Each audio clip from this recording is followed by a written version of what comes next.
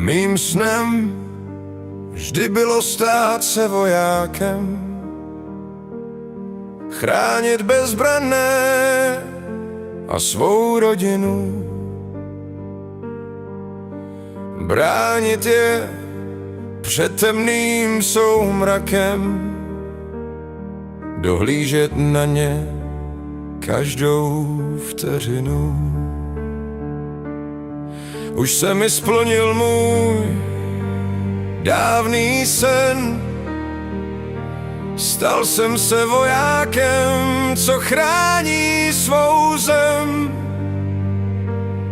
S novými bratry na rozkaz čekáme, v duchu doufáme, že se s rodinami ještě setkáme. Na posteli ležím a o tobě si nechávám zdát.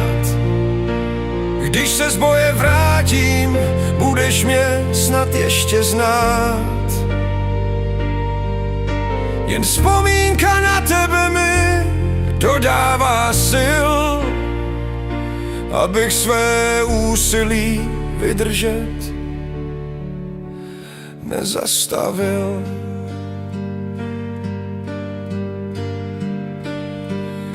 Teď přišel mi rozkaz, chce se mi řvát.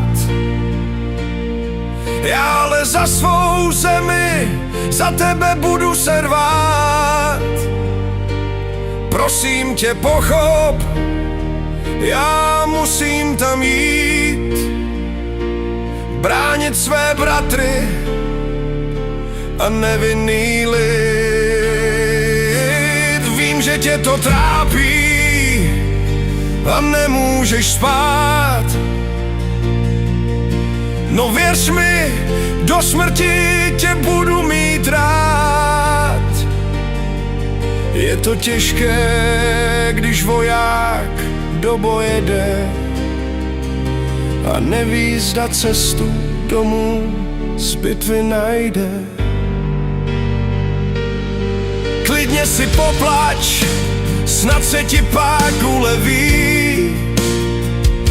Usínej s myšlenkou, že si zas sednem do trávy. Já ti slíbím, že tě v srdci navždy budu mít. Tak si do boje mohu kousek nebe se sebou vzít. Teď ale musím už s klukama jít, i když chtěl bych hrozně při tobě být. Oni spoléhají na mě, že je nenechám v tom. Spolu na nepřátele padnem jako strašlivý hrom. Cokoliv na frontě však může se stát, proto chtěl bych ti každou svou myšlenku dát. Tvůj obraz navždy před sebou mám. Ty budeš se mnou, i když zůstanu sám.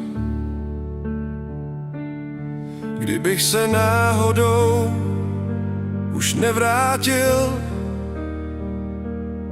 a cenu nejvyšší bych zaplatil, věř, že ty jsi mojí láskou jedinou a moje city k tobě ani pak nezhynou. Já budu nad tebou z výšky pak bdít. Když budeš v bezpečí, tak naleznu klid a při sobě mě pak navždy budeš mít.